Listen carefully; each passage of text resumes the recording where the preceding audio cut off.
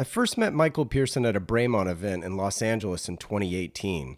Reacquainted in Chicago last year at Wind Up, he now serves as the global director of Zodiac watches, and man, he's crushing it. We start off with some sales and management chatter, which weaves in and out of the entire conversation, really, and Mike shares the story of a horrific car accident that he was involved in, which certainly gave him a new lease on life. We then discuss his time working on cruise ships, and we later get into some Land Rover Defender talk. Mike is absolutely one of my favorite people in the watch industry, which goes for many others as well, and I can't thank him enough for all of his insights into Zodiac and the watch world at large. I'm your host, Wesley Smith, and you're listening to the Standard Age Podcast.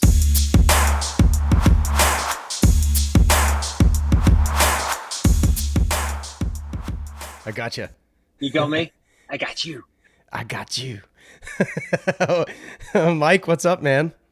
All good, yeah. I mean, I'm in the office, so I'm sorry if there's any background noise or craziness, but... No, and this is totally fine. It looks like you have a rainbow array of books behind you. Yeah, they've got a lot. It's all color coordinated at Fossil HQ. It's very Architectural Digest. It is. It does people's heads in, but it works. Actually, there's some really cool stuff around here. This whole area is quite open for all types of different bits of research, but Right. It seems very Apple, Google kind of free space. Yeah, no, I get it. What city is this in? It's in Richardson, Texas, so just outside of Dallas. Well, again, I appreciate you taking the time. I love the fact that we are here and making it happen. So I can't thank you enough, man. I really appreciate it. No, it's reciprocated. Love what you do, and it's been wonderful to kind of see you on the periphery of what the watch industry is, but then be such a big part of it as well, and be a voice for so many of us. So thank you. Yeah, of course, man. My pleasure. Truly, it's been such a warm embrace, I would say, given that I don't make or sell watches, and I've said before, and I'll say it again, like just the inclusive nature of the watch community is just, it's kind of unlike anything else I've ever been a part of, really. Yeah, I can't really compare it to anything else. I mean, I guess. Well, it's mostly all I've known in all the years that I've been in a professional setting. But I do know that we're a unique bunch of people, guys and girls from all over the world, and we've all got a story to tell, be it our own or the one that we're trying to sell, or how we kind of mix the two. So what you've given us is something very unique. So again, thank you. I can't wait to hear your questions. I've already got my checkbook ready for this therapy session based off some of the old episodes that I've listened to. That's hilarious. That is too funny. Well, and then obviously, like with the storytelling bit, I mean, that's a good place to start, because like we also have multiple versions of stories as to why we buy particular watches as well, and they're not always for the same reason, you know? So like it's not just our story, the company's story. Like we have stories within the story, you know, as to like whether I got my grandfather's watch or I bought this watch for my wedding and they look nothing alike, although they look exactly the same, you know, like, I mean, there's just, you know, they're both round, three hand, you know, like you can kind of devise how they do look alike, even though the sentiment behind them are almost entirely different. You know what I mean? Well, hugely. And my career through the different brands that I've worked with, I've always intertwined, obviously, the brand story. I've always wanted to understand the person or the people who have started it, what their vision is. And then I have to make it my own, because I always do this when I do training sessions within stores, for example. I would tell the sales associates, you're going to hear an English guy speaking quite quickly, full of energy, but I'm going to give you all my information. I'm going to tell you exactly why I love it. But do not try and regurgitate it, because it's not going to sound the same. But if you can take the bits of what you like from how I maybe construct the sentences, that's going to make the brand and that sale, that experience your own. And I think that's a really important thing that a lot of people have taken, hopefully, from myself over the last few years, is I will come in there and go, boom, there's the energy, but pick up the pieces, but don't try and put it back together exactly the same way, because that's when the organic side of storytelling comes in. Probably my biggest example is Nick and Giles. I mean, I grew Bremont in North America. It's the biggest part of my watch career. But I met Nick and Giles in Basel at the bottom of an elevator. And I just went over to them to say, hey, I'm English. I live in America. I'm in the watch industry. But I just read your story. I just wanted to say it's lovely to meet you. And that 1 minute kind of changed my entire life. And I think in many ways it changed a lot of different things within Bremont and what we do within the British watch industry, because we, without even knowing it, really, really pushed that brand forward into North America. And I would go into the stores or go into meetings or go to different parts of the, the Red Bar community or the collector community. And I would go in there with an ownership of that brand, even though I had no stake in it, apart from it was my job.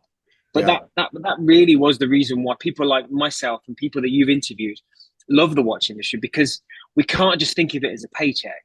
We've got to think of it, this is the biggest part of our lives. And if we just go as robots and regurgitate the same stuff, it won't matter.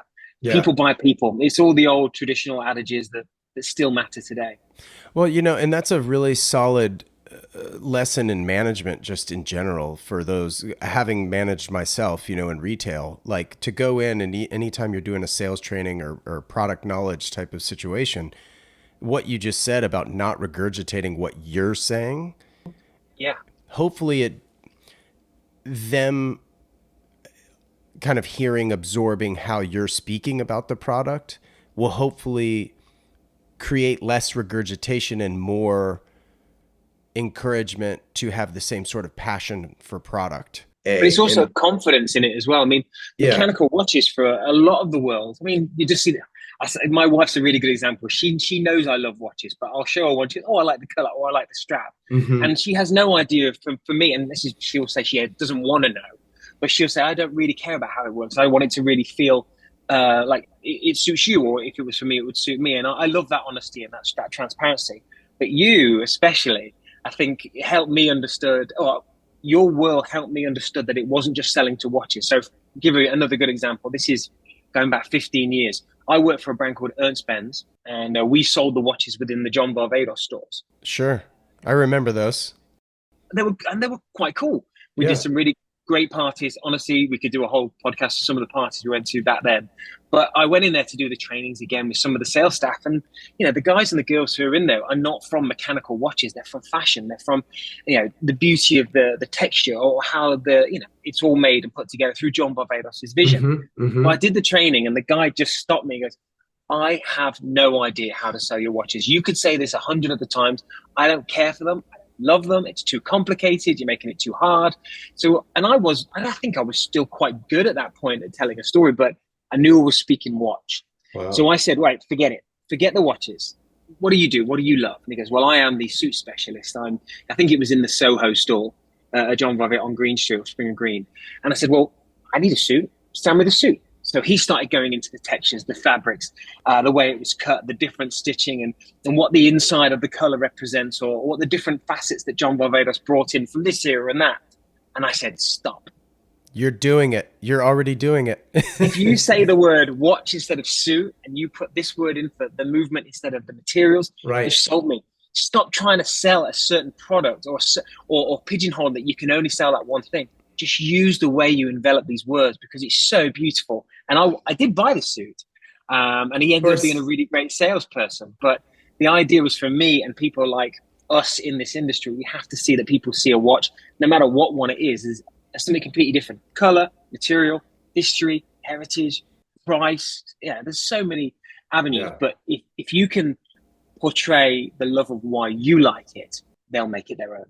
And that's what I'm saying too with these salespeople of yours, like just because I like the dial, you might like the bezel, or you might like the font, whereas I just like the color of the font because it like has some faux tina on it, whatever. But it's like, it's more about coaching them how to look at it almost from a different perspective and finding aspects of that thing, right? That it's otherwise an inanimate object other than the sweeping hands, I guess. But you can look at your own kids and say, oh, they're the most beautiful things in the world. Another person, actually, it's got a square head. Yeah, of course. Yeah.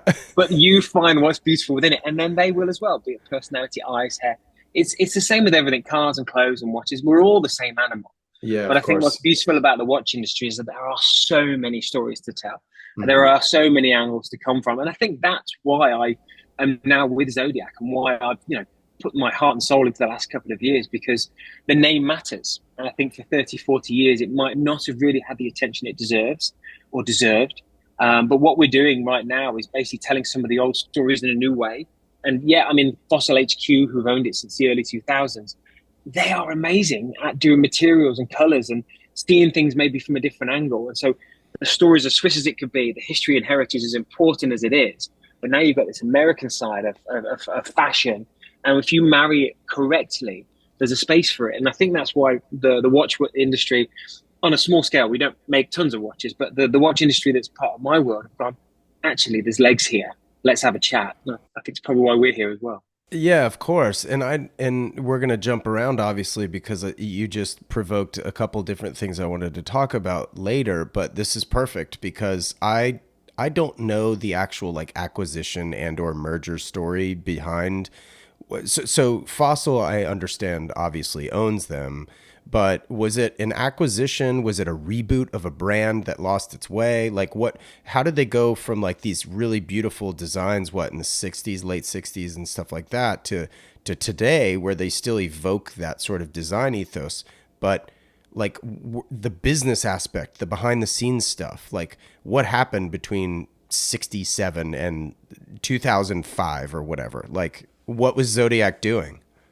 It's the biggest thing that I think kind of is a good example to the industry or to your listeners or to your viewers is that we've got very short memories. The brand started in 1882. It was owned by the Calam family for over 100 years. And we talk about the Seawolf coming out in 1953, the first commercially available dive watch, and all that that led into the 50s, 60s, and 70s, the color, the passion, the shapes, the dive watches, the military, which we can get into. But I always like to say, well, before the Seawolf, there was 70 years of innovation from pocket watches to railroad watches, doing white labels for different brands. Mm-hmm. But what the Calam family did brilliantly was push the brand themselves, make the movements, design the cases, be innovative.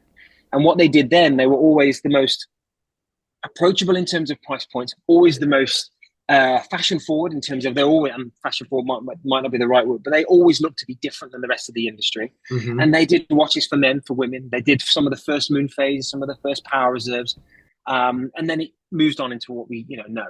Wow. In the 80s, the quartz crisis happened, or the quartz time. And actually, the Calam family really tried to push themselves to kind of join in with it. They were one of the first companies to come out with an LCD electronic watch. Great design.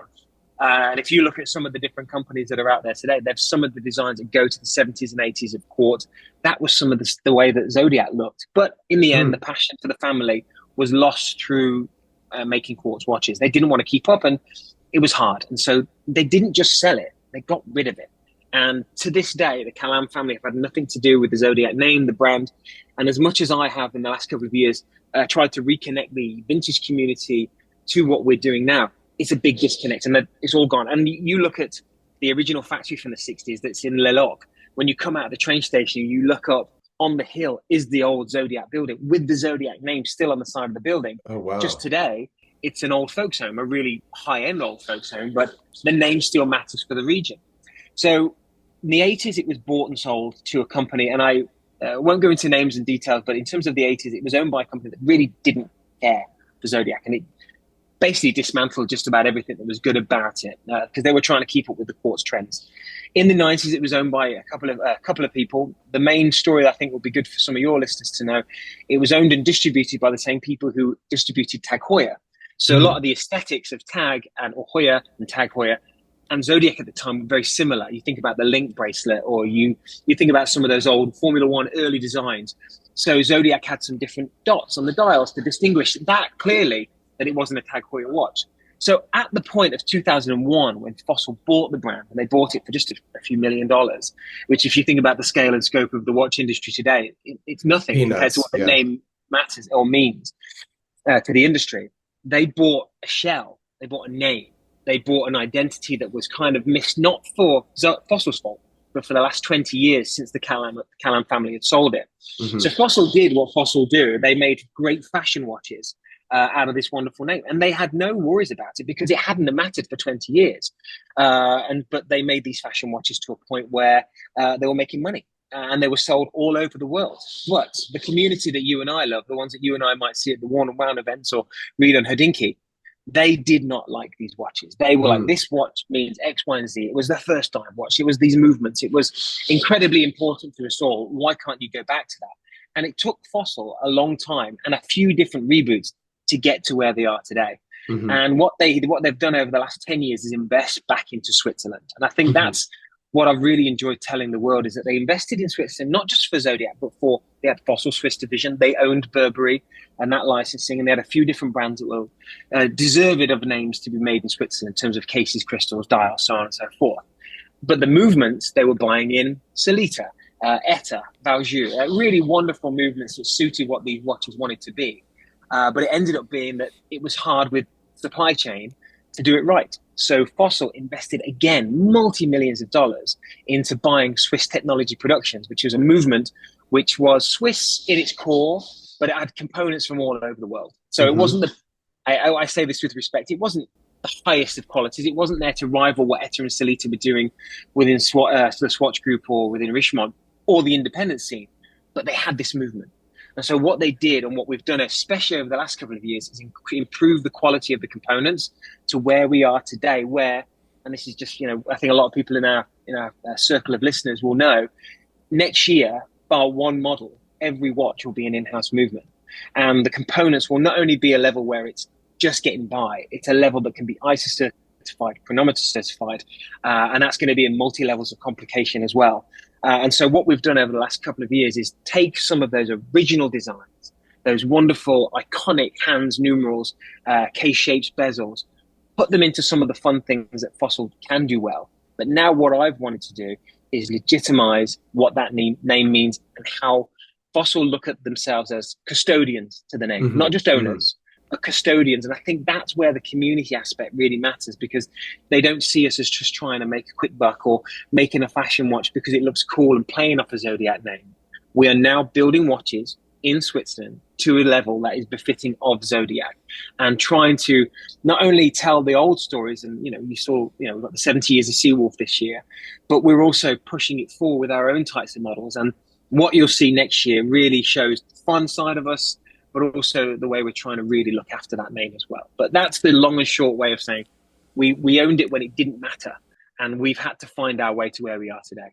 Yeah, that's really cool. And that's super special. And I'm certainly, waiting with bated breath, as to like what's going to come. Bracing for impact, however, what is all the in-house movements and such going to do to pricing? Nothing. That's the great thing. We are a very small part of a very large company. So Fossil makes fashion watches for all over the world. You think about the phenomenon of Michael Kors, or in America, what Michelle watches mean, or even the home brand Fossil. I mean, they recently did some wonderful collaborations with Harry Potter or with the Star Wars. I mean, they've got their fingers in so many different things. So Fossil's kind of, think of Fossil as our, not the banker or the people who are investing money, but they're definitely an investment group in a way. And we have to prove to them what we can be within the company, because we're not priced like anything else. We're not designed like anything else. We're definitely not made like anything else. So if we can show growth, they'll invest back into us. So we are kind of taking the hit on our side in terms of what things are costing. So we know how much a watch costs, what you would buy it for.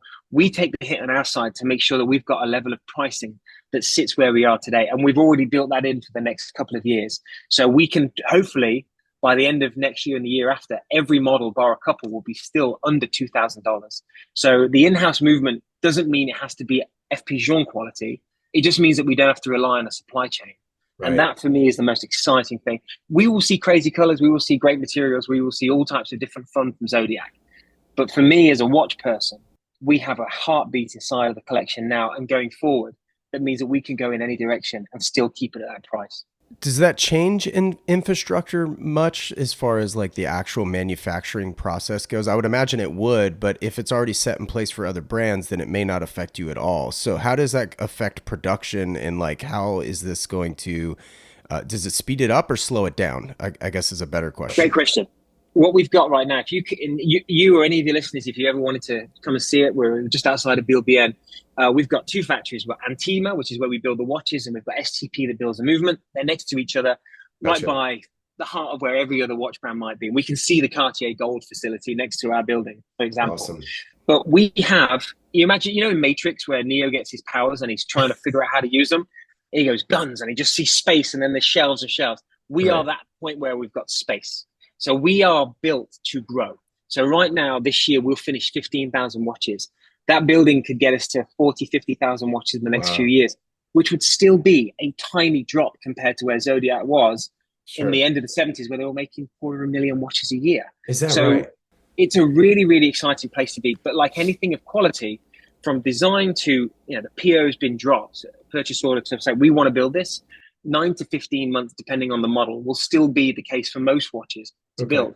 What we do have, though, is the ability to scale, not without cutting corners in terms of how the build time is, but being able to grow the quantity. So instead of just concentrating for right now on the US or the UK or a couple other markets, I can then say to the German team, right, we're ready for you, because I don't want any more mistakes. I don't want Zodiac to come and go anymore. I want Zodiac to matter. But I get customers or Zodiac fans from all over the world saying, why are you not coming here or there or everywhere? But I don't want to. I don't want to come and go. I want to come and stay. Right. And I think that's what is really exciting by being able to build more watches. But even honestly, mate, to be able to say that we have a core collection now is a big drop, because for the Hmm. last few years before I joined, it was about limited editions, and they were great. But we couldn't be in a store, because when those limited editions sold through of You get 82 to 182 pieces, you got nothing. nothing left. Yeah. Yeah. That's really special too. I guess that relationship that you spoke of, just basically being almost like an investor company. But it's almost kind of like it's almost better. It's like an angel investor in a way, just due to the fact that it's like, hey, if there's ROI beneficial, right? But like, we want to see you grow, but you're not being, it doesn't seem as though they are dictating what you're doing. It seems like we'll leave you to your own devices so long as you're still growing and making us money. And if you don't, okay, we'll renegotiate and or have a very distinct conversation. But that's kind of rare. Hugely rare. But I will say, I mean, Fossil Group, I mean, I'm not going to speak about the group too much. So there's a million different layers in this building. Sure, sure, But sure. in terms of how they treat our small little team, it's brilliant. But there's a lot of trust in us. I mean, I've come in from the Swiss slash luxury side of it all, and they've let us kind of roll. But the team that was started by TJ McKnight, and then we've got a guy called Ryan White, he's in charge of all of the design of it all. But then it goes to Switzerland. Then we've got our product development, then we've got the team that will look after marketing, PR. It's growing, and that's the trust, is that our ideas and our vision is now being trusted to a point they'll add headcount, which is huge. Yeah. And even though you can think of it as an angel kind of investor, they are very, very strict with how we grow. They want us to really prove it. Okay. For me, like I said, to be able to do this next movement that actually comes out in a model next month, that will go into the rest of the core for the rest of the next year or two. That for me was a huge way of, they said, right, we get it, but what's the thing that you're lacking? I want quality, consistent quality. So they gave us the ability to grow that way and still have the fun on the outside of the watches. So it's a really great place to be. They're figuring the luxury world out in terms of how I would speak about it, or you would ask questions about it, or how your listeners would reciprocate, good or bad feedback. And then at the same time, we are navigating what, the speed of a fashion company would be. But it's a really beautiful place. This is an individual personal opinion. It's a beautiful place to see, because I don't think I've ever been as impressed. I mean, over there, terrible thing to point at during a podcast, but I can see the people who are designing handbags, or you can see the people who are putting together some of the stuff that we're doing with the partnership watches with Fossil. You go upstairs and you've got, the design of the new Scargans, or you've got some of the beautiful, pretty elements that I would never be used to with the Michelle diamonds and mother of pearl dials. So there's lovely stuff going on here, but they do trust us, and it's a great place for an adult to be working. That's for sure. Yeah, for sure, for sure. What size is the team now for Zodiac total? If you put everything in with the Swiss side and the PR and the media, we'll be touching 75 people. But that's still, I think, Okay. if you were looking at the day to day of who makes what, I think I'm taking away the watchmakers, and which is a terrible thing to do, because they're the heartbeat of, No, understood. in Yeah. terms of the daily conversations. You've got a dozen of us that are really just doing what we need to do, and then we rely on our upper management and the people who control the purse strings. But it's not a cut and dry. We've got 10 people doing this. We have a team and an army of PR and media people who are helping tell our story, and they're amazing. So Yeah. it could be Yeah, anything yeah. we want it to be. Oh, beautiful. You're born in England, raised in Detroit. You live in Texas. You say you're always a tiger, meaning baseball. Okay, so tell me about this nomadic lifestyle you've had, and like, what did your parents do? My dad's an electrician, just a normal, hardworking guy. My mum wasn't very well as I grew up, so she was home, and have no idea how, but she's still with us. And she just kind of let me be me. So when I was 18, I was going to be a teacher, but instead of going to normal college, I got a scholarship to live in Spain. And so I ended up living out there for a bit, and that gave me the travel bug. And coming back, doing studies, finishing schooling, I then wanted to travel a little bit more. And so I ended up getting a normal job before going into schools and going back to teaching or starting teaching. But I had a pretty nasty car crash, and luckily survived that. It would have been a different world if I'd have followed through with how bad the injuries were, but I came out really lucky. Wait, so what happened? Tell me about this crash, because Max Busser had a near-death experience as well. Oh yeah, he did. No, so I was going through New Year's Day. This is New Year's Day, so the first of the year. My brother had a nasty motorcycle crash the year before. Oh God. My dad told me the story. He's like, him and my mum were sitting there having a cup of coffee and said, right, that's all the bad stuff gone. And literally as soon as they said that, the phone rang and I'd had this car crash. I was going through a green light, turning right. You know, I'm in England, so I'm on the other side of the car for you guys. And a guy came through a red light about 80 miles an hour and hit me just on my front end, my bonnet, the hood. And what was really weird was about a mile up the road, I had to blow my nose. So I reached over to grab a tissue, took off my seatbelt and grabbed it. And I was very close to my destination. And for good or for bad, didn't put it back on. And I was just about to go through the light. There's a parking lot right there. If I'd have had my seatbelt on, I'd have been cut in half. But because I had my seatbelt off, the car hit me. So you moved? No. I raised out of my seat and the car passed through me. So I came out of the passenger side window and I was basically up and the car was gone because it hit me so fast. And I was conscious through it all. And I had this teddy bear frog that I saw flying through the air. My mum had given me the year I'd learned to drive. Just absolutely nuts. And as I landed, I was completely fuzzy and I landed with my arm behind my head and I saw blood and I just saw no arm. And the fact was my arm was bent, but I didn't feel anything. Sure, you don't have the wherewithal, yeah. So when the ambulance came, I was on the floor laughing my head off because my arm had started to get feeling again. And I had an arm. So all I knew was that I didn't lose a limb. And then they put me in an ambulance and away we go. So over the next couple of months, I had a choice. I realized how lucky I was and I could go and carry on be teacher. And that was honestly what I thought about. But I met somebody who had worked on a cruise ship. And she said, you know what, Mike, this is crap. You've had the worst times. So just go for 6 months. You're 20 years old and just have a great laugh. Go see the world. I said, well, give me some information. So I wrote an email out, or a letter back then, and I got an interview to look after children. And it would be great to kind of get into doing teaching. And I went to the interview and I had to do a medical. And I lied through the medical because everything was broken. Oh, really? My clavicle came through the skin. It was terrible. But anyway, wow. The guys who interviewed me said, we don't think you should do the kids. We'd love you to do this entertainment thing. You've got such a good personality. You can obviously talk. Obviously, sorry, I'm blabbing on to the listeners. Said, give it a go. I said, right, 6 months, I'll go. So I flew literally 2 weeks later from England to South Carolina to Charleston. I went into a Chili's thinking that was the best place I could eat. It's a traditional American restaurant. I saw a guy put sugar inside of his Coke. I was freaked out, but ended up working on that ship for 6 months and had the time of my life. And ended up doing that for 5 years over 9 different cruise ships, and got promoted and met somebody who was in a different department. And the way to stay with her was to change jobs. So I ended up finding a job that was a company owned by LVMH called Onboard Media, and they would promote watches and jewelry ashore, but from the cruise ship. So you would have a live presentation with 500 to 1,000 people in attendance. You'd have your own TV channel.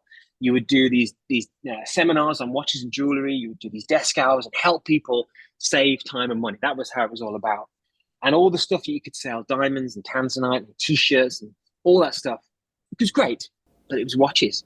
Watches got me big. So that's how you got into it. So you got into it quite late in life then. So I was, so you're like I think 28? 24, Okay. So I was young. No, I was only young. I think I fit a lot in.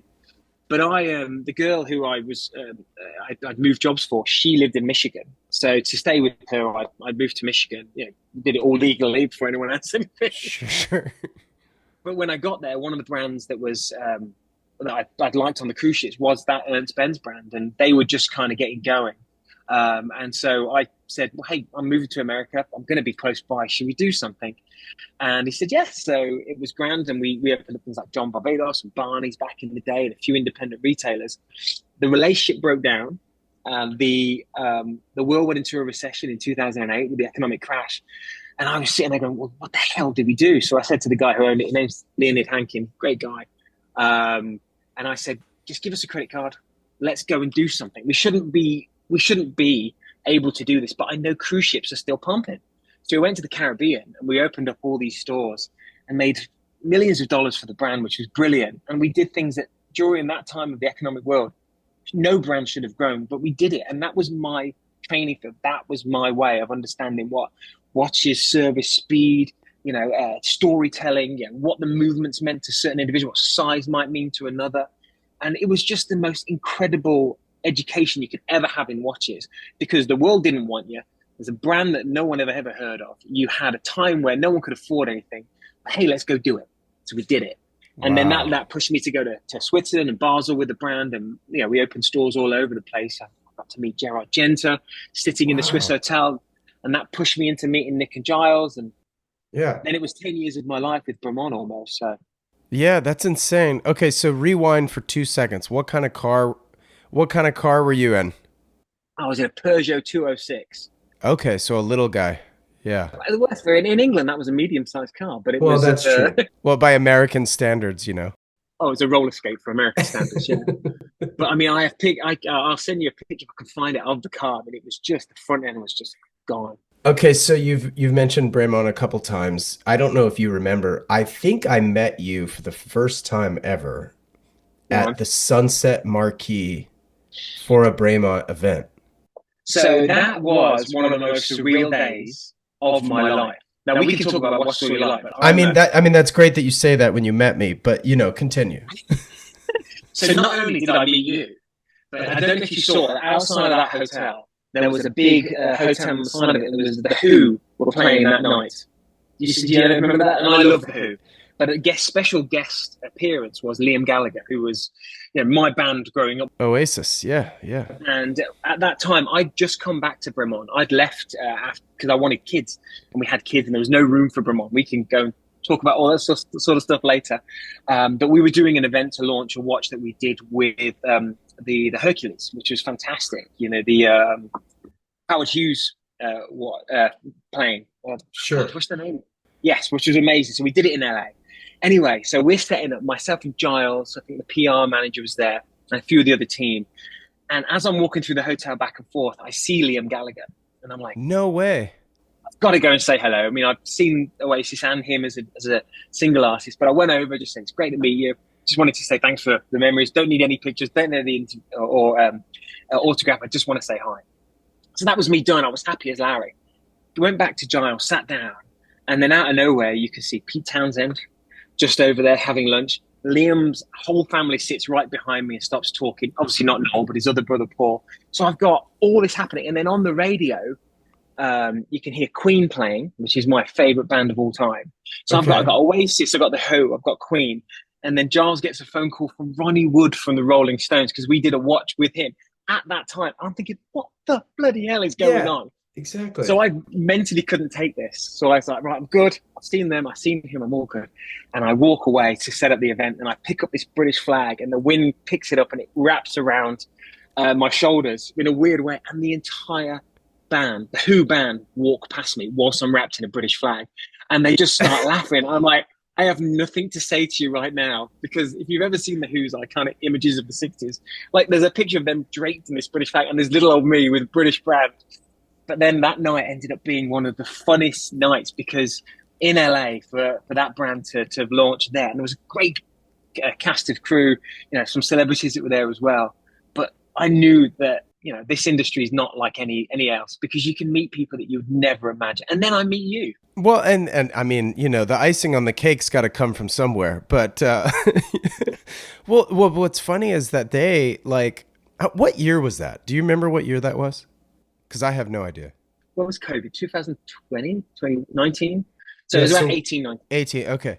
So That was on one of my very many day trips to LA from San Diego because I was actually there yesterday. And so unfortunately, I think I was only at that event for maybe 45 minutes. And I had a blast, obviously. Like, it was super fun. It was around the pool. I've actually stayed at that hotel since. So it's just super fun. There's just so much history there too. Like, not many people know there's a music studio there. And like, I think Aerosmith recorded one of their albums at that hotel, the entire thing, or at least the bulk of it. So much history. Anyway, very cool hotel. Yeah, 100%. And it's right off Sunset Boulevard. So it's like it's crazy. So it's in the thick of it all, but on property too. You're also like surrounded by trees, and it feels so private and isolated. It's just so cool. It's unlike anything else in LA. But yeah, so I think that's obviously where you and I met. We didn't get a ton of FaceTime and like much deep conversation or anything, but it wasn't only till later that I think I met you last year at Wind Up in Chicago. And as we're talking, I was like, oh yeah. And I think James and Jason from the Grey NATO were like, oh yeah, he was at Braemont. That's how we know him so well, blah, blah, blah. And I was like, oh my God, I have met him before. And it was at the Sunset Marquee, which is just crazy and hilarious. But the Braemont brand was introduced to me almost through that event. Like, I didn't know much about them before then, but then I just was like, oh man, these cases are so cool. And I love the red around, the side of the case, or, the variants of colors and stuff. I am curious though, because I know Jimmy Fallon, I think his father-in-law, right? Like was it MB, what is the one where you have to be ejected? Yeah, they do a watch called the Martin Baker Collection, and the MB1 is reserved only for people who have ejected and survived. And the seats never failed, no one's ever died. And Jimmy was in New York, going past that hour, the Bremont Boutique on Madison Avenue, and he walked in and he heard about it, and he goes, "Oh, I think my father-in-law's been ejected." So we did the whole proper thing. We went through Martin Baker. You've got an ejection number on the back of it. On your certificate, you get it's called the Tie Club, I think. And then, yeah, we sent him the watch. He paid for it, obviously. And then out of nowhere, he told the story on Jimmy Fallon Tonight. Right. Attention for Bremont was huge then. But the MB story, the MB2, which is the original that was the one that you didn't have to be ejected to buy, for me was Bremont's Speedmaster Submariner. That's the watch that had the anti-shock, anti-magnetic case. It's the one that had that legitimacy of story. And that's basically how the brand was known, because a third of its business now, maybe even more now, is military squadron watches, because it was trusted and tested to that degree. But just having someone like Jimmy Fallon telling the story doesn't hurt the brand either. What did that do to sales? What did that do? Well, I think sales wise we were on a pretty big trajectory back then, but what it did for the attention was unlike anything else, especially in the US. So you can see the traffic socially that was getting going, but the website just blew up basically. But cool. It definitely made a difference. I think for anybody who was on the fence, or a retail partner who was on the fence about bringing the brand in, they went, wow, it's actually got something. It's not, I always think, and going back to some of our original conversation, was, how you market a story. A lot of the watch industry is done off of marketing. Nick and Giles was sometimes misunderstood in that way, because they would hear about their dads passing through a car crash, or plane crash, or they would hear about the certain adventures of Nick and Giles, and they would see it as marketing fodder. But if you meet the boys, they live and breathe it.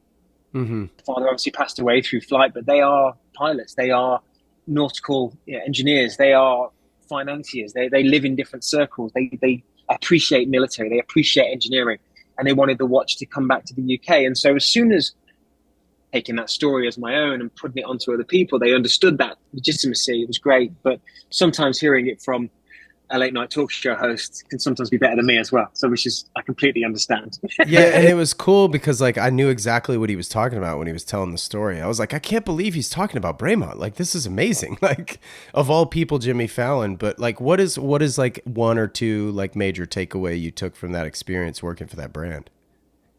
Well, that was my second company after Ernst Benz. I grew up a lot in terms of understanding the responsibility, because Ernst Benz is, as young as I was, it was like an adventure with me and Lenny, but now obviously he's done his thing with it. But with Nick and Giles, there was a true ambition of presence within the watch market, and wanted to carve it out. And so it was just myself for 6-7 years. So I learned a lot more about how to sell, how to manage, how to customer service, not just the retailers, but mostly the customers themselves. And I just honed my skills there.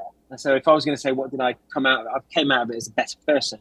Yeah. What is weird, though, I think I'm not the negative, but you can probably take it as it was when you work a certain way and you work at a certain pace, as you can see how I speak, it's very hard to have room for anything else. So I had no relationship, no nothing. And then out of nowhere, I met the girl who's now my wife. Like, it was amazing how much just to let it work, us work, I had to change how I work with Brahman, which means I couldn't give it what I did. Wow. And that from inside of my head and my heart and my soul, it was a very difficult thing for me to do. Sure. And in the end, the reason why I had to leave, because I couldn't be the dad I was. And so the last few years since leaving Brahman have been looking back at it fondly, knowing Nick and Giles as I do, and the team that are there, and the ones that I don't know, because it's such a big company compared to when I left. I mean, my first Christmas party, there were 9 of us. And out of all those 9 people, I think only Nick and Giles and a couple of the ladies are still there. And everything else is 100 and something people in that wing facility.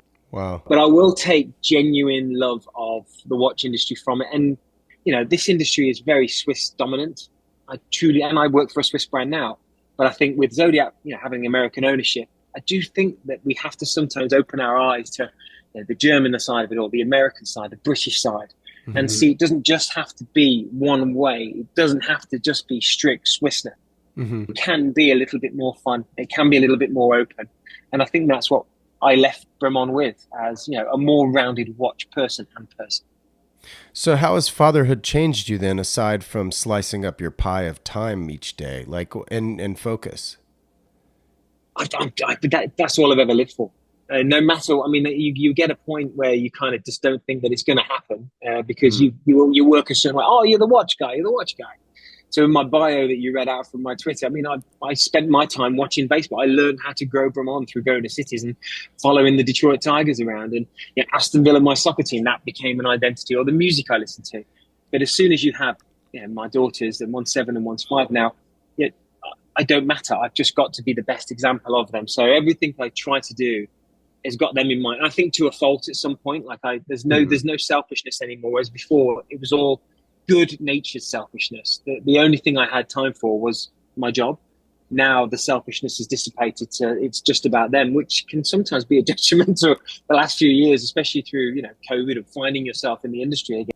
Sure. But what's beautiful, I think, from going through all the different changes after leaving Brahman and going through COVID, is that you come to a company, or you come to a point in your career where you could have pivoted to a million different directions. And I tried a few, but in the end, at my soul, I am a traveling person who loves to go places, loves to talk about watches, and I like to build things. And that means brand wise. So, I had the opportunity to work with, and I've turned down a few brands that are more of the bigger ones, should we say. But I'm not built like that. I'm not built to say the same things as everybody else. And I think that's a good thing, because I think now I know myself that way. So Zodiac's a perfect place to kind of refine my love for watches, and that's probably down to being a dad, because you've got that ability to balance. You're innately scrappy. I love it. Oh, definitely, yeah. Yeah. Could be a nightmare at times, but I do shoot. I shoot from the hip. I go from my gut, but I think everything I say and do is always from a good place. But now, obviously, my place is my family, and sure. I want to make sure they're good. And so now you get a chance to. I'm in the office more than I've ever been in my entire career. And this place, your listeners won't be able to see, but it used to be a mall. It's got its own gym. It's got a great place to get lunch. And, we don't have too many offices. A lot of it's all cubicle based. So you stand up and you've got, CEOs, senior directors. You've got all kinds of different levels of seniority, and everyone is working together side by side. And I think there's a grounding to that. And it's wonderful. That's great. Do you collect other brands? So, especially when I got out of Brahman, and my eyes opened to what I wanted to do, or wanted to collect. So the independent, and obviously the Britishness was there. And I have an Omega. I have the Speedmaster. I think every collection should either have a sub or a Speedy, if you can have one of the big boys. So I went with Speedy, Hesselite, manual wind, one that went to the moon. I don't think you need anything else in terms of that. So then my attention turned to some of the smaller guys. So I love Don Cochran from Vertex. I think that's a great heritage brand, and he has no speed about how he wants the brand to go. He just wants to make the best watch possible. And you ever speak to Don, he's just a pimp. He's just awesome. He loves his cars. And he loves the finer things, but he's just so down to earth. And then you could see some of the other smaller brands like that. But and I also had a big appreciation for maybe those mid-tier size brands that now are a bit of a juggernaut like Oris. So I bought a Diver 65, and I think what you look through my collection now, which is too big, it's very dive heavy, but I think it just shows the robustness of life, and I think that kind of suits me.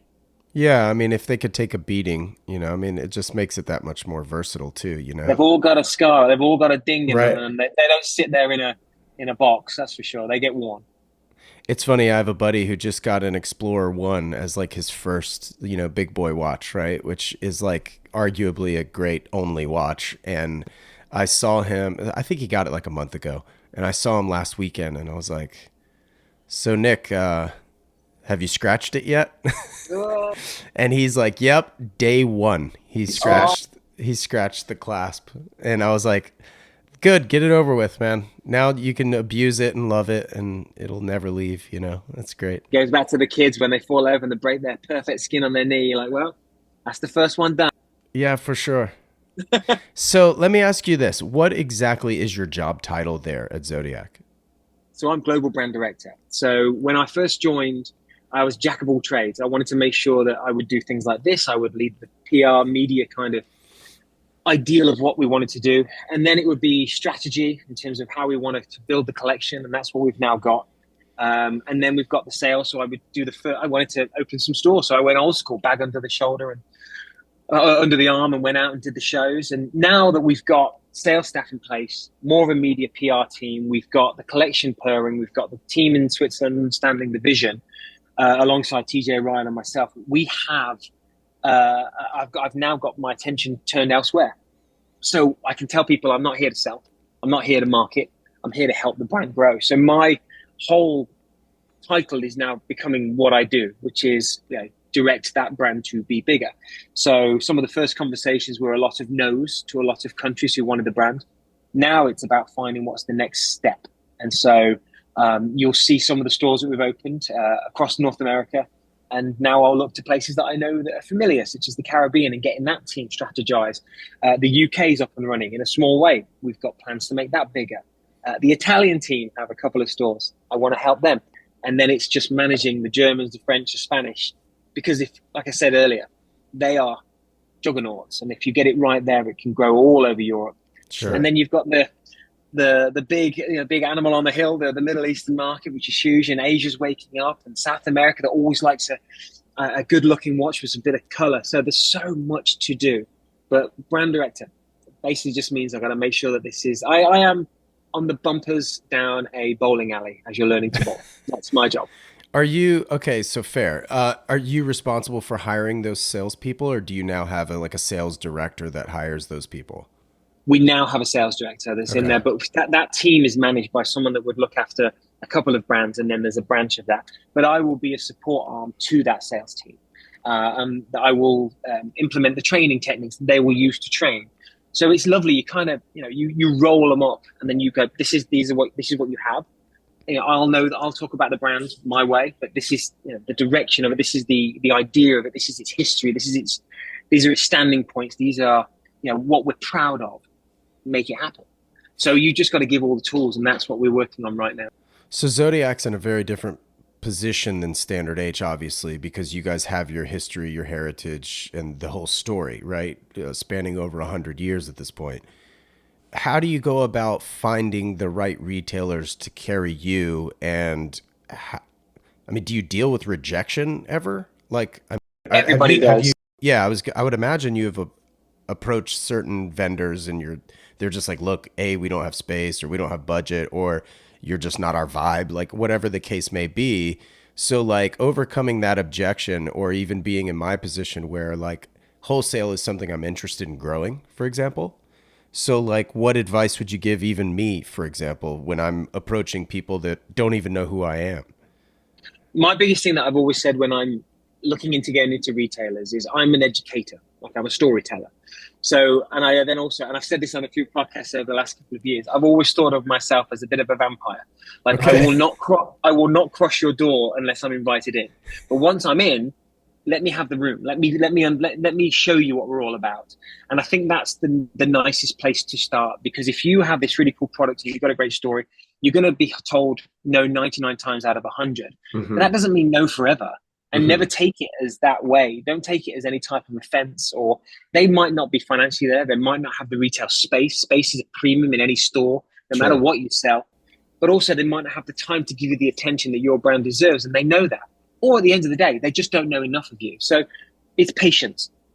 But when you do have that opportunity to tell your story, tell it like it's to 1,000 people for the first time, with everything you've got, because you never know. It might be a terrible thing is you can look at a grade of store. You think about an A+ store to a D store. That doesn't matter because of what they sell, adjacencies.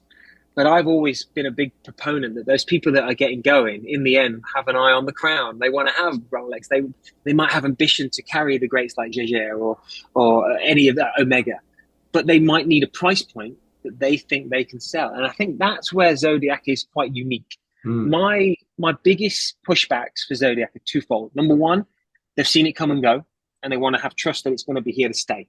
Yeah. That's what my job mostly is about, making them feel like it's legitimate. And then secondly, our price point averages at $1,200 to $1,500. When you and I talk, great price, great watch, but where do you stick it? Because you've got, where do you start as a Swiss brand? You start with, or a luxury brand, you go mechanical, you got Seiko. Then what have you got? You've got Tissot with a PRX, which is awesome.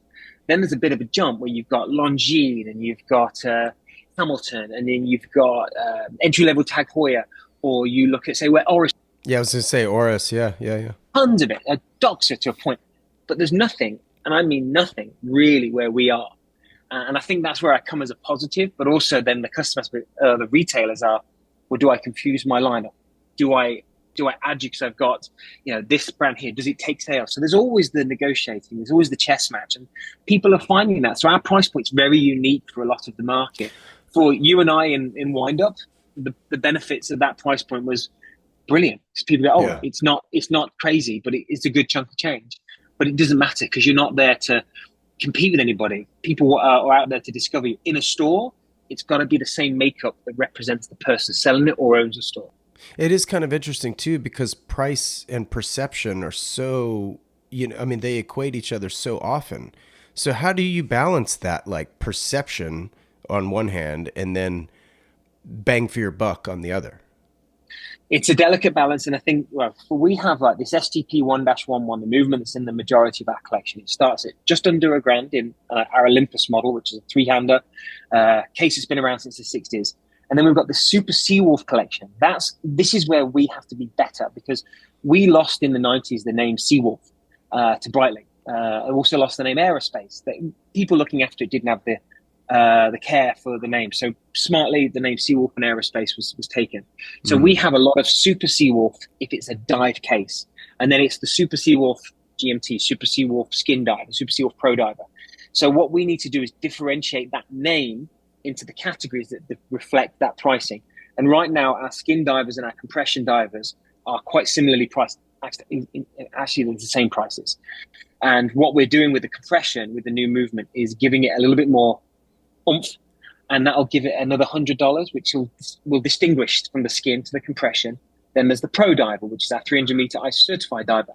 Our movement again will give it more gravitas. All of them will be under $2,000. But right now, we have to make sure we market the names properly, because Super Seawolf can get confusing. And we know that, but we're dealing with the cards that we're dealt. Mm-hmm. The community understand it because they're very savvy with SKU numbers. They know everything about it. Yeah. But in terms of us and the wider world, that's where it gets fun. But I don't see it as a bad thing. I see it as a challenge. But in terms of perception of price, it's just going to be telling everybody the right way, where there is no watch built like this for the money. And we've got to believe it, and we've got to make sure we build the watch to that type.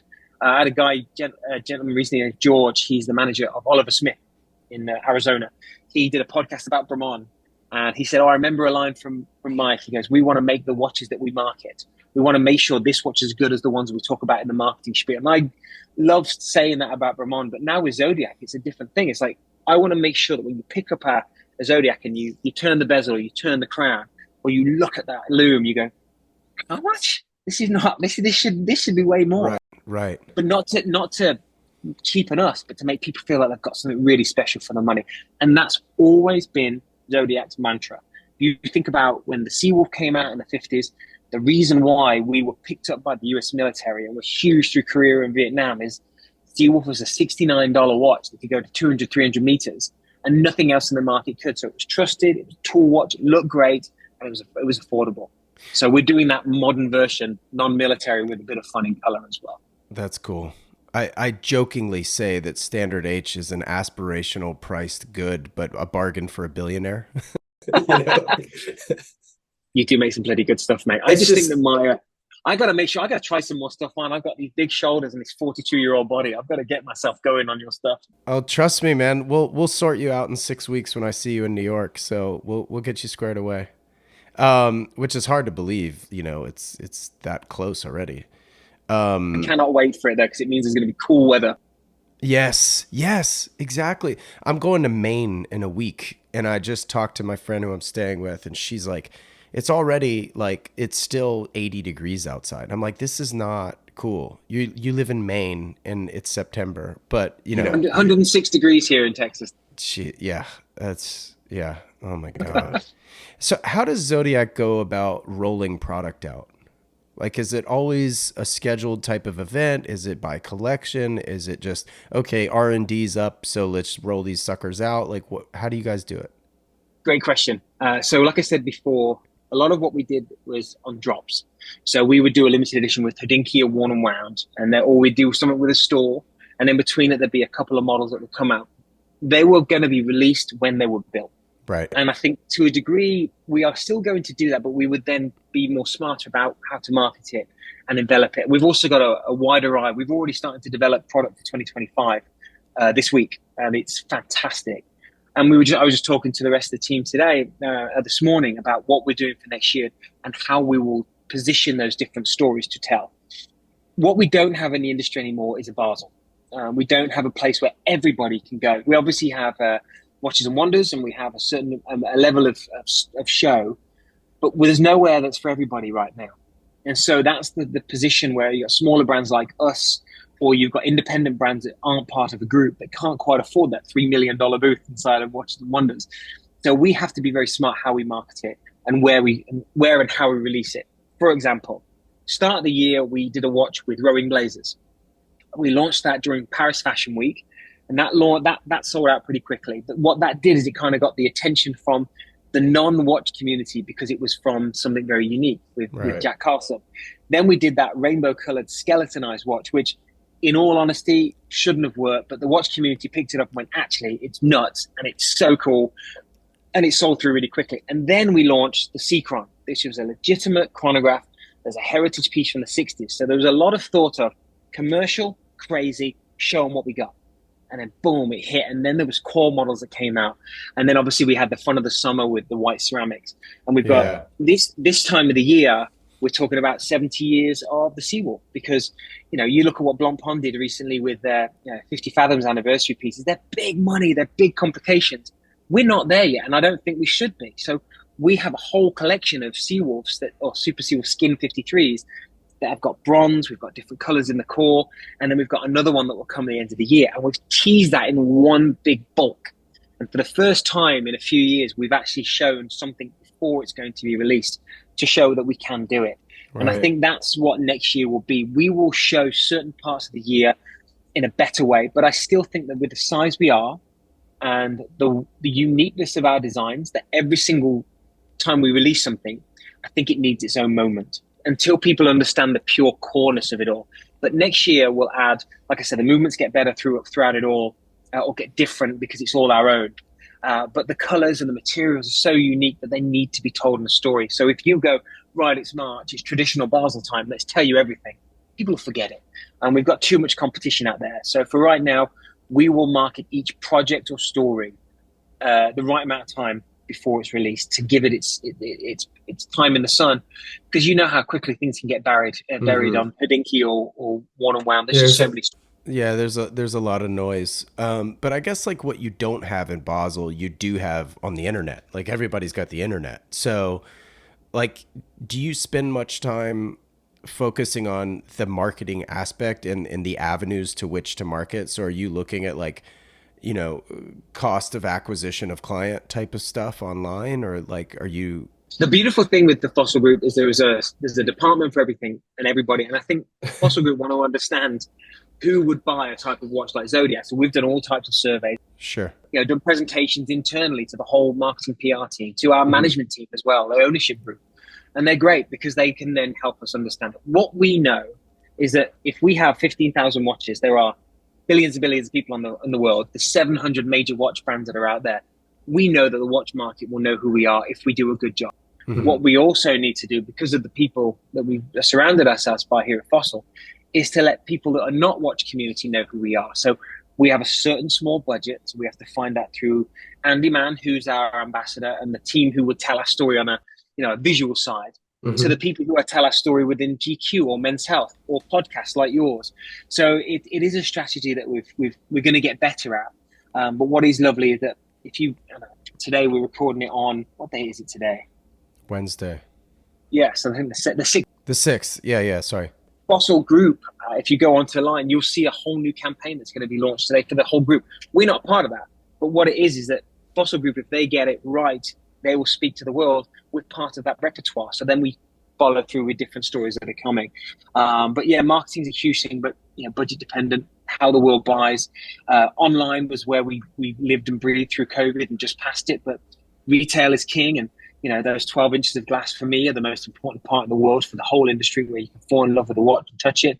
So It's the game, and we're just really getting our feet back into it. So we're learning on the job, I think, right now in terms of where we sit. But because we've opened up as many stores as we have, we're supporting locally as well as being a bit bigger socially and finding the avenues that our PR team can help us with. How much does client feedback mean to you guys? As far as rollouts and stuff like that, like, do you guys really pay attention to that? Or is it like, okay, well, we'll articulate this, but it's not going to like change the course of action type of thing? I, every month, speak with our customer service team. So our customer service team is Fossil. We had to have a whole separate training exercise, and they are excellent because they monitor the airwaves. They monitor the comments in social media. And sometimes, and this is something that I did recently, which blew my mind. Teddy Valdesar is amazing. He's been a great proponent of our growth. But he did this wonderful article on us, and the first comment was negative. And if you're sitting in a pub and one person sitting around the table says something negative, we all just start spilling our nastiness. It's just who we are as humanity. But the people who he had a genuinely bad experience. And so it kind of carried on. And they were going back into watches that were 10, 20 years old, or some watches that were quartz, or watches that I would never have touched, but it still says Zodiac on the dial.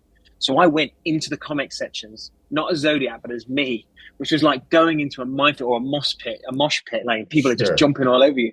But I took that experience into the training with the customer service team. It's like, you just have to own it. If things are bad, you own it and you apologize. You see how you can fix it. For me, it's never about the problem. It's how you fix a problem. Because you can buy $1 million car, turn out the forecourt and bang into the curb. Is that your fault? Right. Yeah. But what will the company do to make it right for you? And it could be the fact that, sorry, this is not part of the warranty, but these are your options. Or you could say, sorry, your fault, pay for it.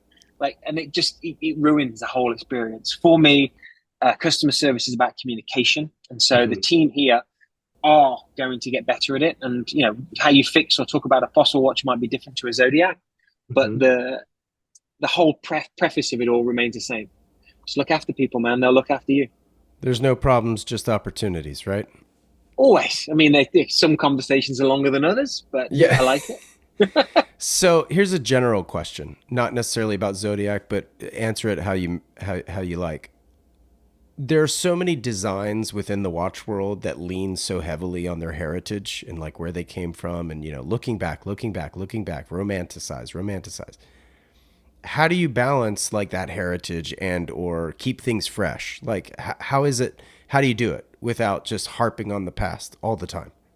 Well, with Zodiac, it's color. They've always done color probably better than anybody else. And we might have been too small in the general existence of the watch industry at the time, where people would have said, oh, Zodiac owns color. But if you saw a pink Zodiac, or you saw a pineapple, or you saw a watermelon color, you would go, actually, it suits Zodiac. And the conversation that kind of reflects your question was when I first joined, Worn and Wound had just released that watch that was nicknamed Saved by the Bell. Remember that one that had that flecks of 90s all over the bezel? Yeah, of course.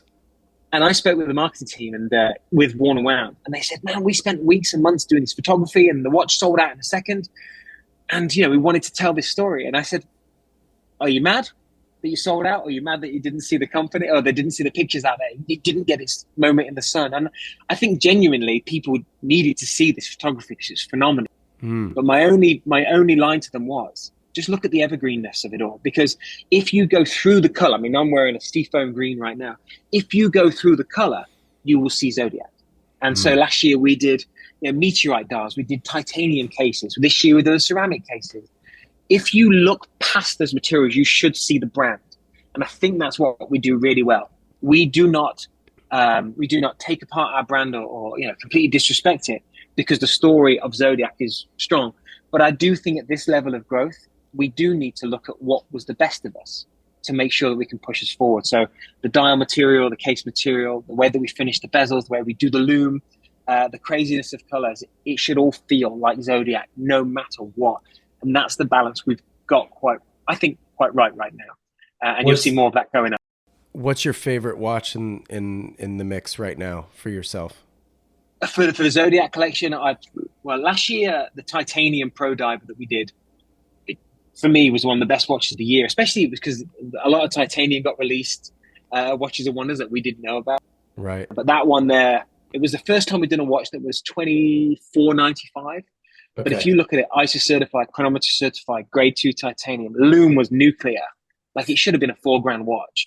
Right. And then this year we did Seacron, which bringing that back and having 62 hours of power reserve and really respecting it. Those are the two sides for me. So something really crazy, but also this year, something quite genuine. That for me is the best of who we are right now. Love it. What was your first car?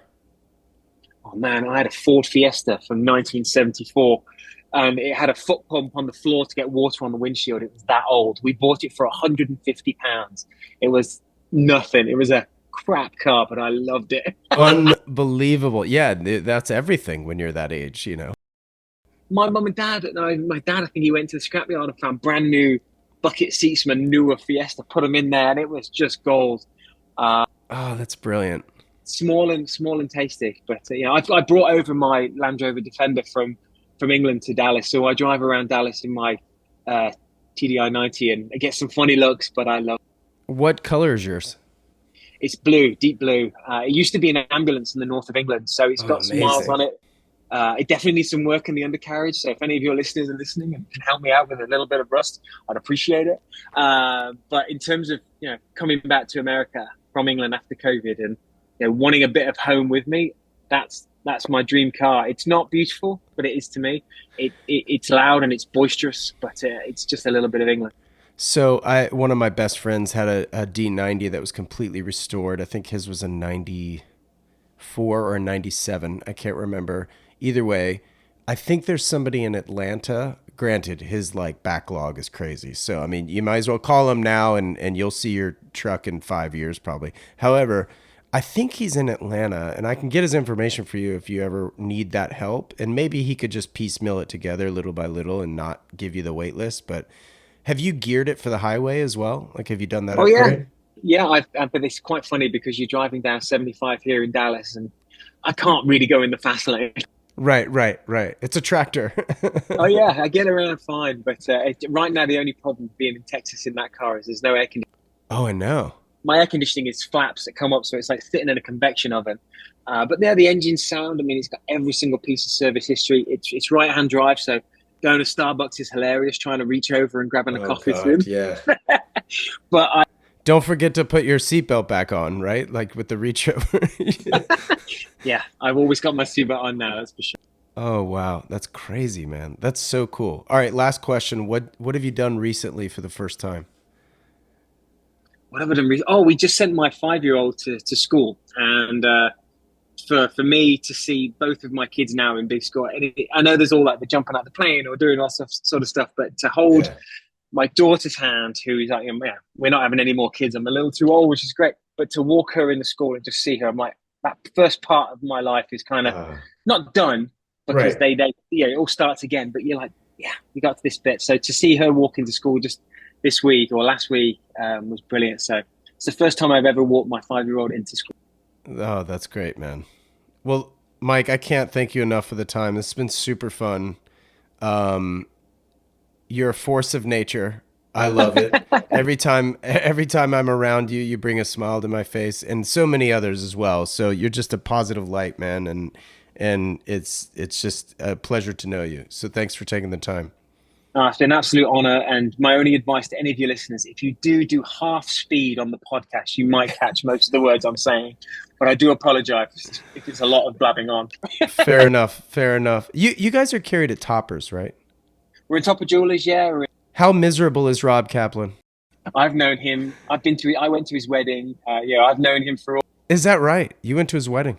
Wow. Yeah, we've had some brilliant times with Bramon and now with Zodiac. Actually, just to finish the story, we went to Topper Jewelers with that rainbow watch, and that was the hardcore watch crowd that go to his store in Burlingame. Oh yeah. I think we sold 18 of those rainbow watches, and the sales pitch was, "Oh God, you've got it. Give it to me. Oh God, I want it." Like no one wanted to love it, and they just kept buying them because it was so funny. But that's Rob. He knows the right selection of watches. His new store's superb. So yeah, shout out to Rob and Russ. Yeah, Rob's the best. He's just the absolute best. Anyway, I gotta text him today just to give him some abuse. Some rasm. Well, listen, man, I'll see you in about 5-6 weeks. Listen, I'm going to be posting this in about a month. Actually, it should be a month, just under a month. In 4 weeks, this should come out. Is there anything you want to add or anything like that? Because, that time frame may offer different information than today can. The last thing I'll say, so we've got 2 watches that are coming out, and one is going to be launched in LA, so I'd love you to come maybe in Feldmar Jewelers at the end of September. That is not a limited edition, it's a limited quantity. It's been designed with Ariel Adams of A Blog to Watch. That's the first watch that will feature our new 1-21 movement, which is a silicon hairspring. Cool. A 3-hander, so we don't need Celita. And then in October, we're launching a watch with worn and wound. All I'll tell you is it's 90s inspired. There are 2 colors to buy, and it's phenomenal.